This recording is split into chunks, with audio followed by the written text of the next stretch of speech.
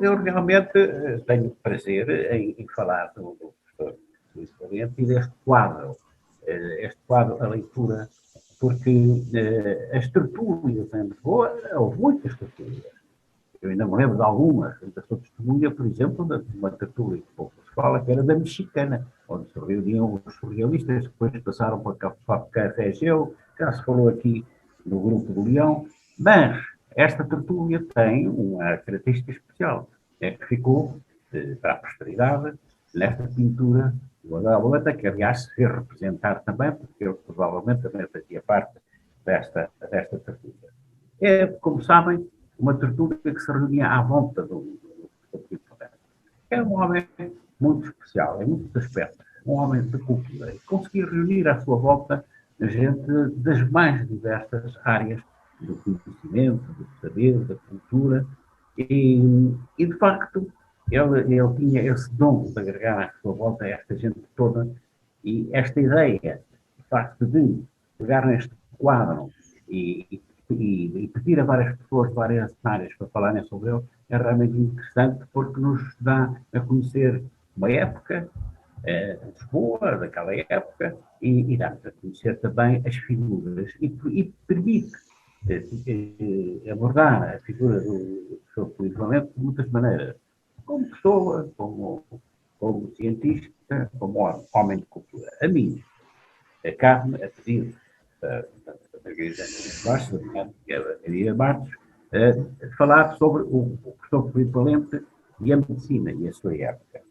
Bom, eu gostava de começar por dizer que, curiosamente, sabem que este quadro tem 12 pessoas e também tem dois médicos lá. É curioso que são dois médicos, aqueles que a gente menos esperava que estivessem, porque eles eram discípulos do professor Filipe Valente, com certeza, eles eram assistentes dos hospitais de Lisboa, era realmente um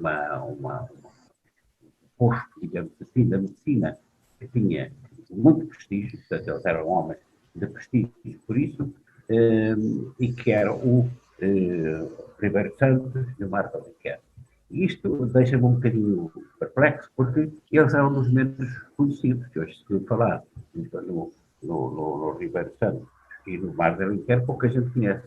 Em contrapartida, há outros colaboradores muito conhecidos do professor Filipe, que não sei se eles alguma vez fizeram parte desta cultura, mas que não estão aqui representadas. Por exemplo, o Fernando da Fonseca, o Cascão da Cien, o Moraes Cardoso, que foi para a Alemanha, enviado pelo professor Filipe Valente estudar dermatologia, e outros, como o Oliveira Pachado, o Diogo Furtado, foram figuras que deram muito benefícios na sua época. Estes dois eram pessoas, evidentemente, tinham uma posição dentro da medicina, porque tinham conquistado esse posto de assistente dos hospitais de medicina dos hospitais de Lisboa.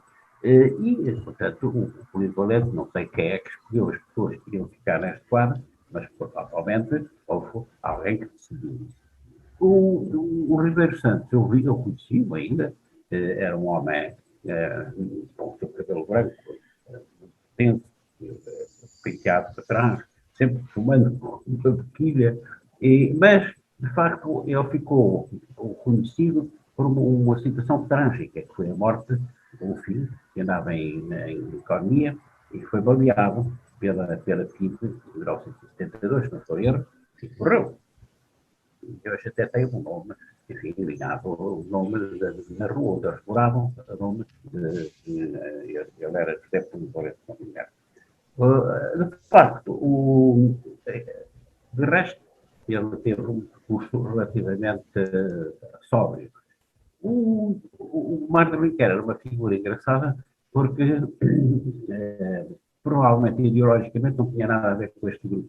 Ele dava-se com uma área social, enfim, uma certa aristocracia lisboeta e de Cascais, e casou com a filha do ministro da Oliveira Salazar, Pedro António Pereira.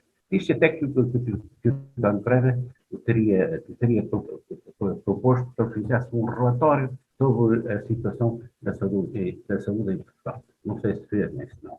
Agora, havia uma característica curiosa, e que foi essa que, naturalmente, o político falente a convidá-lo para esta reunião. Era a sua vocação extraordinária para a matemática. Ele era médico, mas dominava completamente a matemática teórica, fazia parte das instituições de matemáticos, e algumas vezes disse, eu sou contemporâneo dele, embora mais novo, e ele, em certas reuniões, até propôs soluções diferentes para a solução de certos problemas, certos problemas, dizia-se isso.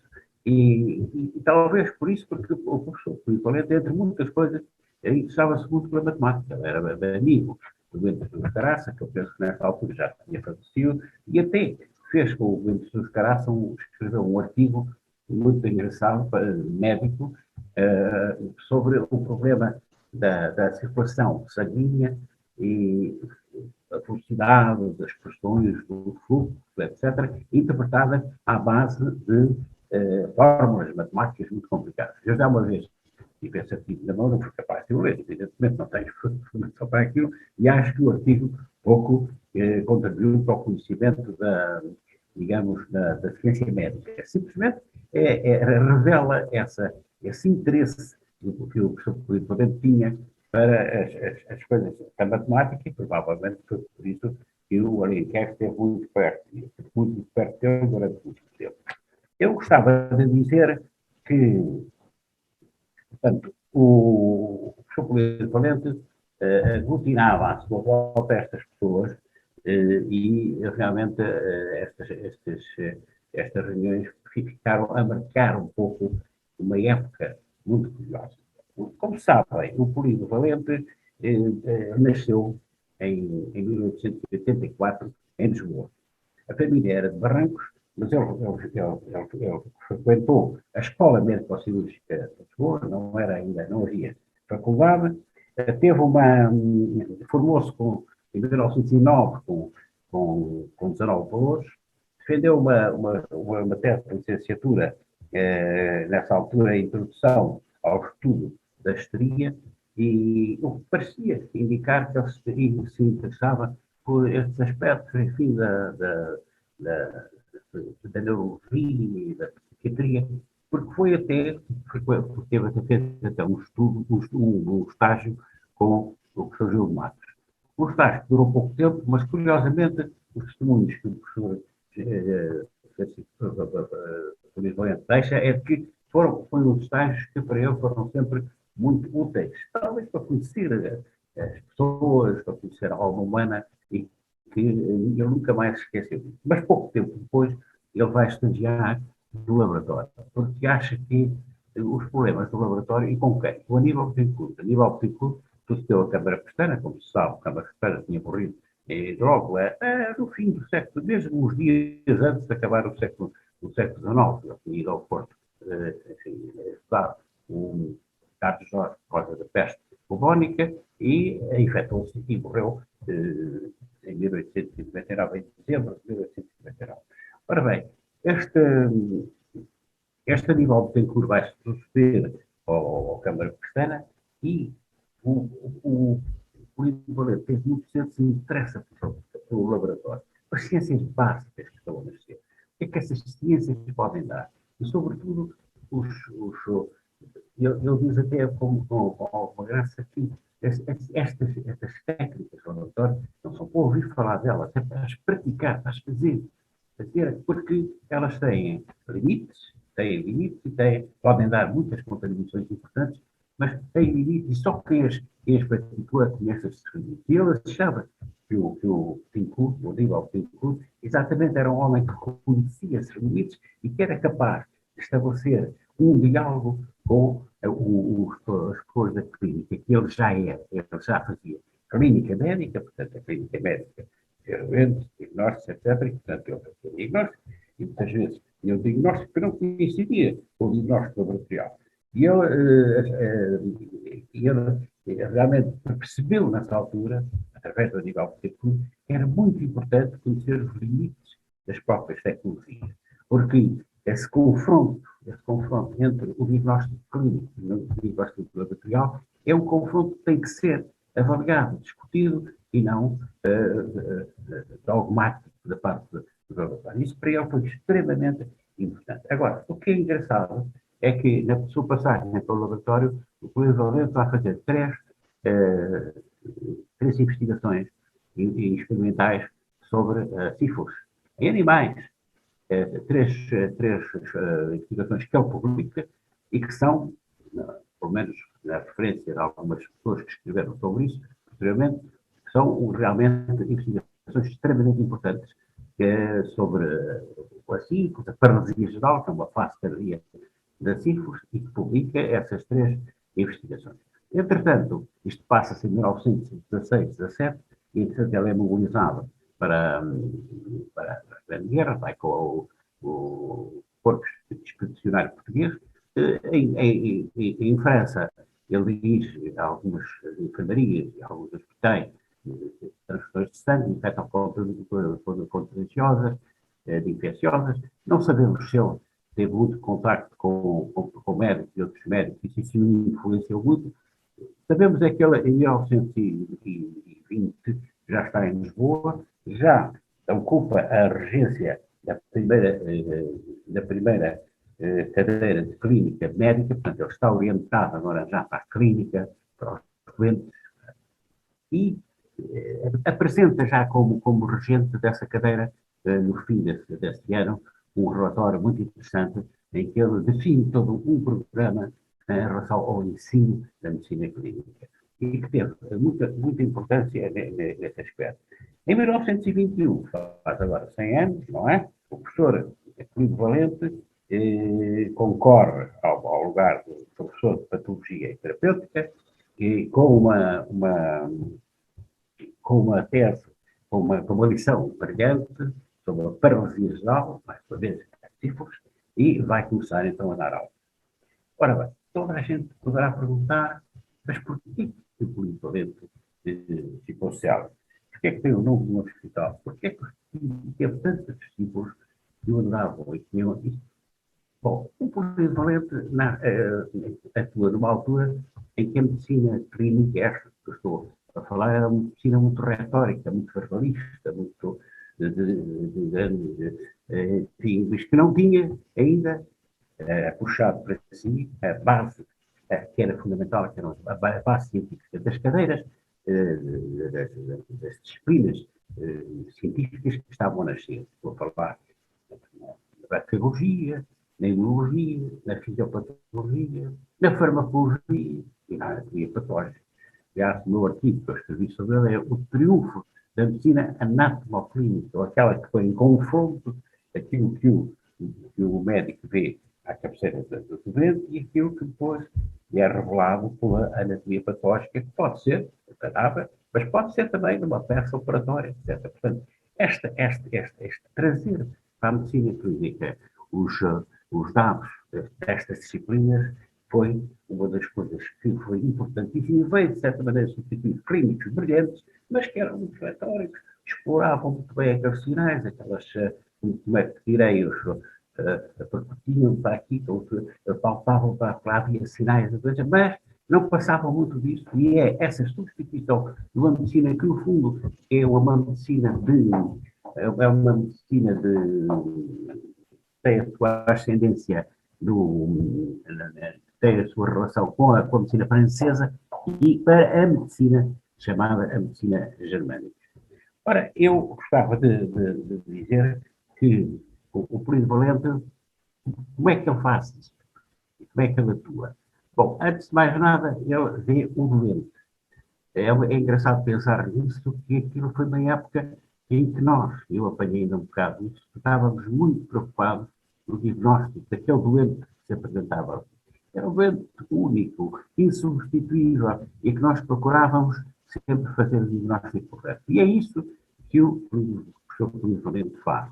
Ele, como professor, é uma turma de alunos normalmente à sua volta, chamam os alunos e vai interrogando o doente, vai fazendo o seu avanço, digamos assim, nos sinais clínicos, e vai convocando constantemente aquilo que se pode retirar de todas essas novas disciplinas que estão a nascer. Ele próprio diz que essas disciplinas não são só para falar nelas, é para as trazer exatamente para as trazer para a cabeceira do docente e discutir e chegar, portanto, ao diagnóstico. Ora, eu gostava de relembrar o que isso é, porque ainda tive muitos médicos anteriores à minha geração que se lembram muito bem disso e que não se esquecem das lições do mas ele transformou realmente toda uma maneira de ver doentes que nunca mais foi igual. Eu próprio, que nunca tive aulas com ele, conheci-o uma vez que eu era um adolescente e fui consultá-lo, meu pai foi lá, eu lembro de um homem, carta branca, austero, mas nunca o tive como professor, ouvia falar dele, eu ainda me considero, de certa maneira, um neto, digamos assim, do ponto de vista da medicina, um neto de toda aquela transformação que o professor Pinto Valente introduziu. Ora bem, ele para isto, bem, ele era um homem muito rígido, os alunos gostavam imenso das aulas dele, mas assustavam-se, porque ele chamava um para discutir com ele e todos se escondiam porque não tinham o receio dele, toda a gente sabia que ele era assim. Mas, enfim, mas no entanto, também tinha um certo sentido de humor. Havia um aluno que foi muito conhecido, o Maier Garção, que tinha muita graça. E ele, de vez em quando, chamavam, por causa exatamente porque gostava dessas coisas engraçadas, sabia que ele tinha muito sentido de humor. E houve uma vez que a doente que calhou, porque estavam a ver, era uma doente, vou tentar falar nisso, a dados muito científicos. Era uma doente como intensíssima, porque tinha uma obstrução daquele canal que leva a bilis do, do, do fígado para o duodeno. E, portanto, esses doentes, a bília foi para o sangue, ficam muito amarelos, cheios de bílias, cheios de sais biliares, e um dos sintomas que tem, além de ser a estar amarelo, era coçar-se muito. E então, ele lá começou a interrogar a doente, foi dizendo ao professor polivalente o que é que não existe, e mais aquilo, e a descrever da doente, e eu, professor polivalente, ia dizer mais e mais, porque eu não havia maneira de falar na comissão, como sabem, a medicina se diz proibido, não é? E até que a certa altura diz assim, ai, professor, desculpa, ela também tem um polivalente. Bom, o professor polivalente resumiu, mas ficou calar ao cheiro e respondeu-lhe desta forma, o senhor sabe tanto disto como um polícia. E o Mergerson não se desfez e acrescentou, eu agradeço ao senhor professor de me considerar uma autoridade do assunto. Portanto, vejam o que era o ambiente dessas lições. O que é que ele precisava realmente para dar a volta dele? Era do anatomopatologista. Ele não tinha, nessa altura, um anatomopatologista. Ele sabia, tinham sido formadas com a geração de 1911 uma série de institutos de bacteriologia, o Marquetires, o Augusto Soucinho da Costa, outros que realmente, o próprio Aníbal Castro, tinham constituído institutos de base que serviam para a investigação e para contribuir para a clínica, que eram muito importantes, faltava realmente a anatomia patológica. Porque toda esta medicina que ele fazia era exatamente isso. Eu insisto em explicar, porque isso é uma época muito importante, que era a anatomia anatomoclínica, que era exatamente confrontar os dados da clínica, os diagnósticos que nós fazíamos, com os dados da anatomia. Quer no doente que morria, evidentemente, na autópsia, quer nas peças operatórias, quer nas biópsias.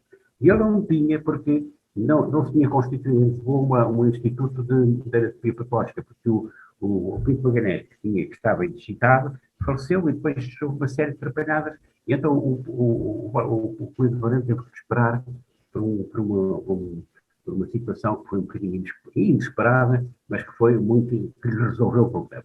Foi a vinda para Portugal de um anatomopatologista que trabalhava em Hamburgo, era professor em Hamburgo, e que era judeu. E então teve que sair da Alemanha. Foi trazida por um médico que estava a estacionar no serviço dele, que era português, e que o levou para o Instituto de Oncologia. Mas o professor Gentil, Francisco Gentil, aquilo não correu bem, e o polivalente conseguiu trazê-lo para Santa Marta, onde era a faculdade. E foi realmente nessa altura que ele encontrou uma das coisas que faltava, que era um anatopatologista de categoria, que vinha daquela escola alemã, de Schoff, etc., e que criou a primeira escola de anatomia patológica em Portugal. O que havia anteriormente eram umas tentativas do Azevedo Neves e todos, mas realmente é o Wolfel, o Friedrich Wolfel, vai ser o grande responsável pela criação de uma escola onde saiu Jorge Horta e todos os outros, não é? Em Portugal. Bom, é evidente que ele nessa altura, vai criar uma coisa muito engraçada que é o Wolfel reformulou toda a anatomia patológica de Santa Marta, que praticamente não existia. E eles criaram uma coisa que o Wolfel já fazia em Hamburgo, que eram as grandes sessões anatoclínicas, que era a confrontação, exatamente, era apresentado um doente, e depois, no fim, apresentava um diagnóstico, depois, no fim, havia uma confrontação com os dados da anatomia patológica. Isso era as sessões anatopatológicas. O Wolfel já as fazia em Hamburgo, depois a Inglaterra, o Cabot vai criar uma coisa semelhante, que ainda hoje dura e que são publicadas numa revista com uma fama mundial, que é o New England Journal of Medicine. Bom, aqui, isso vai ser criado exatamente para este grupo, o polivalente e o Volvo. É umas sessões ao sábado, vinham médicos de todos os hospitais e de todo o país, enfim, as coisas apresentavam os doentes, e depois havia o anatopatologista que trazia exatamente o resultado, quer da autópsia, quer dos exames histológicos, etc. Portanto, isso foi um exercício importantíssimo para a época e que trouxe um grande prestígio para a Faculdade de Medicina de Lisboa, que funcionava nessa altura em Santa Marta. Faltava só um outro elemento, que era o cirurgião que estivesse para lá daquilo que eram os bons cirurgiões, mas que tinham realmente uma visão da cirurgia já mais moderna, com cirurgia experimental, e ele foi buscar depois o professor Reinaldo Santos, que é uma figura também espantosa, mas que, ao longo da sua vida, teve sempre grandes conflitos com a faculdade, e só aos 61 anos é que consegue a cátedra de patologia cirúrgica e terapêutica cirúrgica. Estes três homens dão à medicina portuguesa um impulso extraordinário. E, à frente, deles, evidentemente, que o professor Luís Valente. Foi uma fase absolutamente brilhante da medicina portuguesa, que dura pouco tempo. O Wolfel vai para a Alemanha, vai ter com os filhos, que também eram os evidentemente, e emigrado para os Estados Unidos. Desculpem, eu disse a Alemanha e Estados Unidos, e, portanto, ele vai ter com os filhos. O Valente, como sabem, vai ter aquela situação terrível, que é o seu saneamento, a sua reforma compulsiva em 1947, tinha nessa altura 63 anos. Por outro lado, o Reinaldo Santos, que nunca se quis meter em política, mas fez 70 anos em 1950, portanto, num espaço de 3 anos, aquele grupo desfez-se e, portanto, o professor Pedro Valente regressou ao seu consultório, aí fazia a sua clínica e mais nada, e então era aqui que se faziam essas reuniões, que nós hoje estamos a festejar e a lembrar neste quadro extraordinário.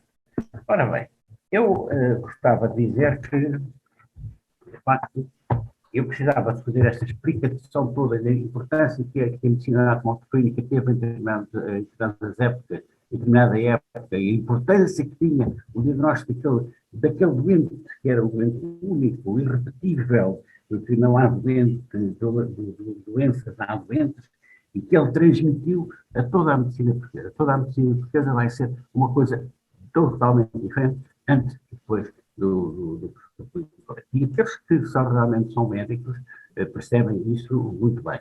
É claro, passaram 100 anos, entretanto, muita coisa mudou, mas a memória do professor Valente fica como um marco importantíssimo da história da medicina. É claro que eu tenho que acrescentar mais alguma coisa, porque o professor Valente foi também uma figura controversa. E há certas coisas que foram estranhas, e que eu vou passar aqui a iniciar, porque são interessantes a discutir. Uma foi ele, sendo aquilo que era, um homem de enorme categoria intelectual, um homem inteligente, com imensa influência na medicina, mas nunca foi, quer dizer, foi uma vez só ao estrangeiro. foi uma reunião na Dinamarca, onde discutiu um problema sobre daqueles medicamentos que se usavam na tuberculose, não faziam nada, faziam até pior do que a doença, que eram os sais de ouro. De resto, não foi mais nenhuma vez, enfim, numa altura, atenção, em que os médicos viajavam muito, estagiavam muito no estrangeiro, talvez ao contrário que as pessoas pensam, o Marco Capias, o Aníbal Betancourt, o Silvio Rebelo, o Augusto Sortinho da Costa, todos eles, o Reinaldo Santos, o Salazar Sousa, todos eles fizeram estágios em várias, quase todos na Europa, mas alguns, como o Salazar de Sousa e como o Reinaldo Santos, até já nos Estados Unidos, começavam nessa altura a crescer para a medicina. Depois o Filipe nunca quis, nunca teve grande preocupação de ir ao estrangeiro. Por outro lado, não ia às reuniões das sociedades. Havia uma sociedade de ciências médicas, nessa altura, hoje não existe praticamente, porque já as sociedades são das várias especialidades. Mas, na altura, aquela sociedade era uma sociedade poderosa, estava no seu máximo, e eu nunca ia às reuniões da sociedade. E até dizia que as pessoas que iam a essas reuniões eram mais para satisfazer vaidades do que para outra coisa. Por outro lado, ele publicou muito pouco. Também é curioso que, sobretudo os professores, tinham sempre a preocupação de publicar muita coisa. Às vezes não prestam para nada, as coisas que publicam, mas há sempre, sobretudo os professores universitários, há essa preocupação. E é engraçado que ele publicou aqueles 3 primeiros artigos em que eu falei no laboratório, ele publicou-os, são os 3 primeiros artigos, mas depois, quando se torna professor de clínica médica, é difícil elencar o que é que ele realmente publicou. Eu, quando escrevi o artigo sobre ele para o livro Médicos e Sociedade, vi-me aflito, porque os colaboradores deles, ditos biógrafos, enfim, amadores, uns falam umas coisas, outras falam outras, não dão referências bibliográficas, então eu resolvi fazer uma pesquisa um pouco mais aprofundada e cheguei à conclusão que ele, durante o seu tempo de professorado, tirando aquelas 3 primeiros artigos, publicou apenas 8 artigos que são absolutamente referenciados do ponto de vista bibliográfico. As outras coisas que aparecem como da sua... Podem vir que aqui eu senhor. Estão a ouvir? Eu estou a ouvir qualquer coisa. Posso continuar? Sim. Outras coisas que depois foram publicadas como sendo deles foram, sobretudo, manuscritos. Sobretudo aquela célebre aula que ele deu sobre paralisia geral. Como sabem, a paralisia geral é o estadio terminal da sífilis. É uma lição fabulosa em que ele utiliza alguns dados dessa investigação que fez no laboratório, que era o laboratório bacteriológico dirigido pelo Aníbal Betancourt, mas que era já se chamava nessa altura o Instituto Bacteriológico Câmara Pestana, porque a Câmara Pestana tinha, portanto, morrido. Mas ele vai utilizar nesse artigo dados que vêm dessa atividade de investigação, mas é um artigo extremamente bem escrito e, sobretudo, com os sinais claros de que era uma pessoa que percebia muito bem os problemas da patologia, da nação. Agora, esse artigo não foi publicado, era um manuscrito que eu tinha e que depois o professor Milán de Guerra conseguiu reconstituir e foi apresentado uma vez numa sessão de homenagem ao professor Filipe Valente na Faculdade de Medicina, já muito mais tarde. Bom, mas o problema mais importante era o problema da investigação.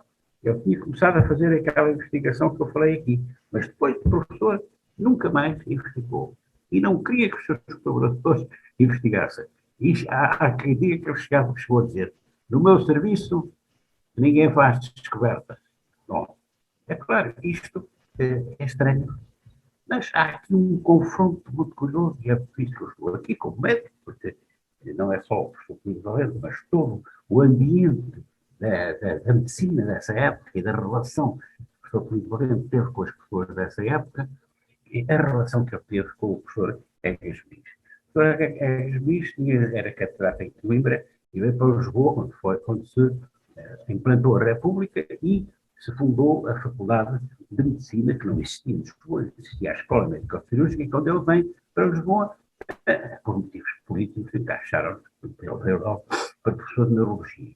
Os neurologistas nessa altura eram uma espécie de neuropsiquiátricos, eles punham mesmo neuropsiquiatra, e o professor Egas Muniz, o que tinha feito, ele tinha estado sério, bons serviços de neurologia, mas o que ele fez até enfim, aos 51 anos, praticamente, o que ele tinha feito era político. Foi ministro, do partido, para lá, e o polivalente aquilo desagradava imenso, porque havia um homem, realmente na faculdade, que era o António Flores, tinha uma formação realmente muito boa em neurologia, tinha estado na Alemanha a trabalhar com os melhores neurologistas da época, numa altura em que a neurologia estava em franco crescimento, em franco progresso, e, portanto, aquilo desagradava ao polivalente. Então, figuras completamente diferentes, e, portanto, aquilo desagradava. E esse conflito arrastou-se sempre, de facto, de uma maneira que às vezes até era um bocadinho assintosa.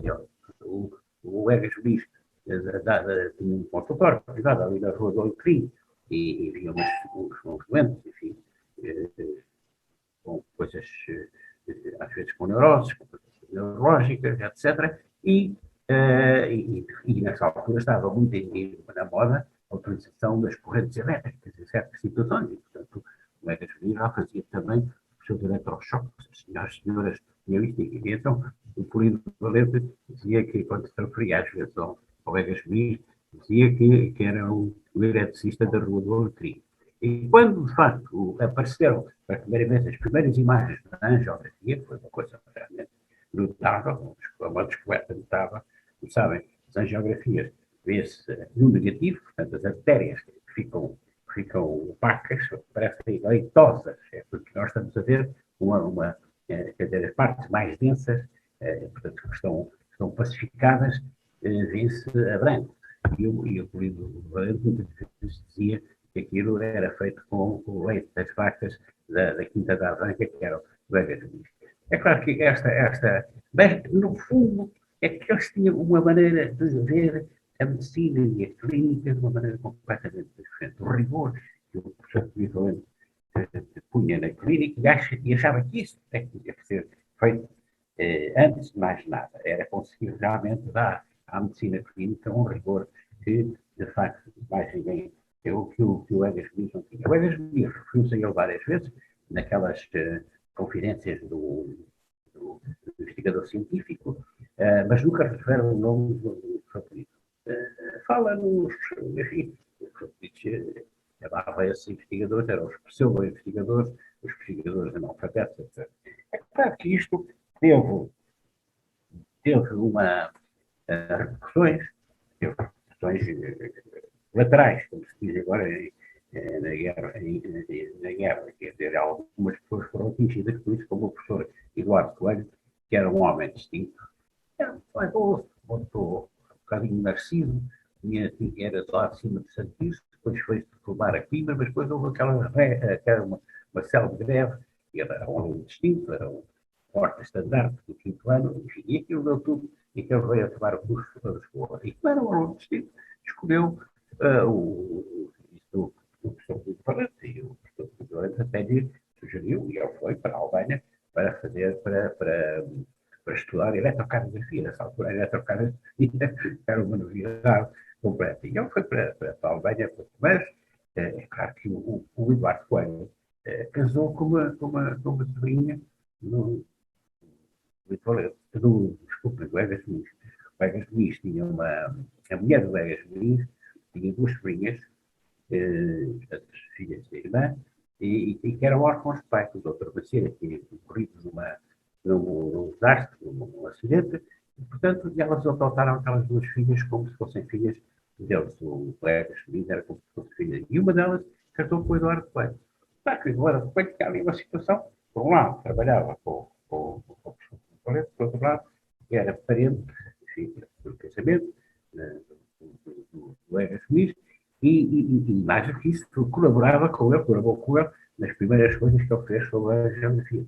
Até que nas memórias do Egas Muniz está lá registado que ele foi o primeiro a sair da câmara escura, com a primeira imagem que se viam as artérias pacificadas e a gritar, eu reca, conseguimos. Bom, portanto, isto para ele não era nada agradável. E eu ouvia aqueles comentários que eu tinha distribuído do professor Polido, e é claro que do professor Polido não gostava, tanto lá engolia, engolindo, até que um dia resolveu dizer-lhe que o seu professor não é bem assim, que é muito interessante.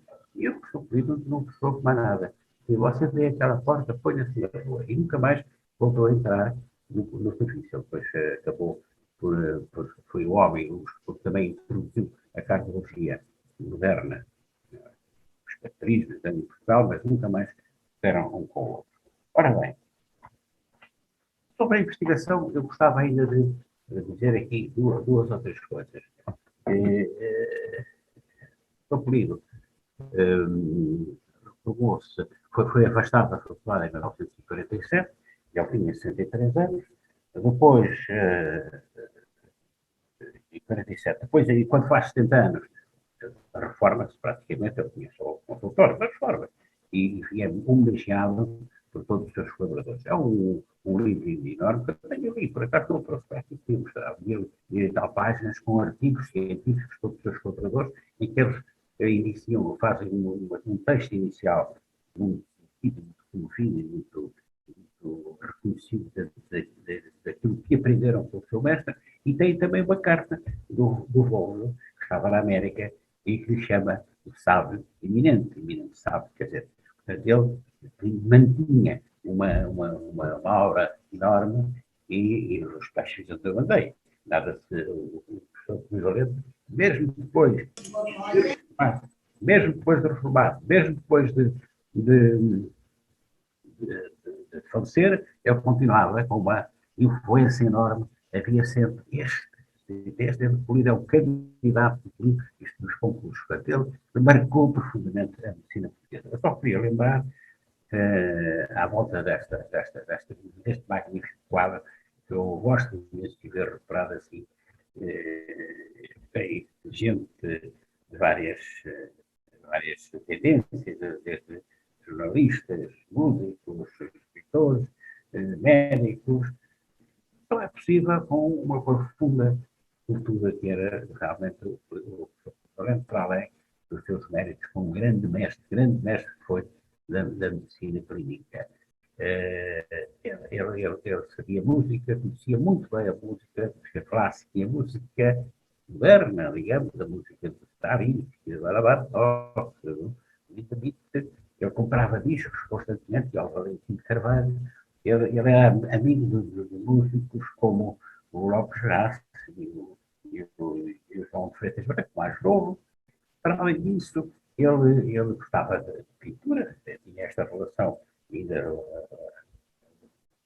pouco afastada com a Belmanta. Ele gostava de literatura, ali está o Aquilino, a mostrar muito provavelmente, quando os usam, ele está a escrever talvez uma dedicatória, não é? O Manuel Mendes, não é? Ele gostava de matemática, como já aqui disse, mas portanto, era um homem com uma cultura enorme. E eu, quando escrevia aquele texto sobre para o livro que ordenei, fiquei espantado porque ele falava muito bem alemão. Eu conhecia a fundo o ciclo de Viena, o positivismo lógico, o Carnap e de outros, não é? E não só estava a par, como traduziu vários artigos do Schmitt, dos homens que davam à volta, do Wittgenstein, do Russell, etc. Ele publicou na Seara Nova vários, pelo menos 2 ou 3 artigos, e talvez Filosofia, que foi uma coisa importantíssima do ponto de vista da filosofia e, sobretudo, da filosofia da ciência. Foi uma tendência que durou pouco tempo, mas teve uma expressão muito forte na filosofia do século. Portanto, ele era um homem que estava absolutamente a par de tudo.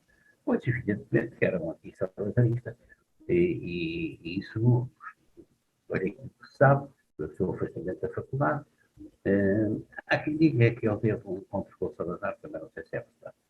Mas gostava já agora de deixar aqui, uma vez que me pediram para falar dele, deixar assim estes pormenores todos, eu acho que enriquecem, digamos, a figura dele e dão ideia do que era essa época e do que é que se passou. Os médicos como ele, com a grande capacidade de diagnóstico clínico, eram muitas vezes chamados pelos médicos assistentes para aquilo que se chamava conferência médica. Havia dúvidas, ele estava mal, e a família, então, o senhor doutor, então chamava-se idade. Isso aconteceu, parece que aconteceu com o Carmona. O Carmona, o Presidente da República, estava bastante mal, e ele foi, e então o médico propôs à família que se fizesse uma conferência com o lá foi, e como era habitual, então no quarto doente, retirar até doente, observar, discutiram, os dois sozinhos, os médicos, era sempre assim, depois de discutir, e é que vinham para a sala de visitas, não é, com a família, e a família perguntava, então, senhor doutor, como é que é, não sei o quê. E nessa altura aproxima-se um senhor e disse, então, senhor professor, como é que é? E o doente terá olhado para ele e terá perguntado, o senhor é da família? Esse senhor era o Salazar. Para deixo aqui esta nota, não sei se é verdade, se não é, mas eu acho que os mitos também são importantes. Essas histórias ficam para a história, não é só a história rigorosa, mas também estes mitos. É como quem matou o Valance, como é que se chama o homem que matou não sei quantos. É um filme que realmente nunca se chega a saber quem é. Portanto, estas histórias enriquecem toda uma época e eu é com esta história que acabo e que agradeço muito, mais uma vez, muito ao facto de terem convidado para vir aqui falar sobre uma personagem que é realmente extraordinariamente interessante e que marcou a medicina portuguesa e que marcou a mim. Eu fui muito marcado pelo professor Filipe Valente, sem nunca ter trabalhado por ele. Muito obrigado pelo convite e eu estou aqui para alguma pergunta ou para alguma correção que me queiram fazer. Muito obrigado. Muito obrigada, Dr. Barros Veloso. Eu gostaria de lhe perguntar se esse lastro do professor Filipe Valente se manteve de alguma forma até hoje. Bom, hoje é tudo muito diferente, certo? E quero dizer, esta medicina dirigida ao doente é uma coisa que me arrepia, está a desaparecer. Aquele doente, porque o resto são números. Quer dizer, a medicina, hoje fala-se em medicina, que dirigida ao doente, e a saúde, que é dirigida à multidão, aos números, à estatística. Eu não estou a dizer que isso não seja necessário, mas são coisas completamente diferentes. Eu, pessoalmente, fui muito influenciado por ele, todos os meus colegas, e tentei transmitir essa influência aos meus colegas mais novos. Como sabem, eu dediquei-me muito ao ensino pós-graduado, quando estava no ativo, e tentei sempre transmitir aos meus colegas mais novos esse modelo da medicina. Espero que não fiquem bem. Muito obrigada, Dr. Barros Veloso.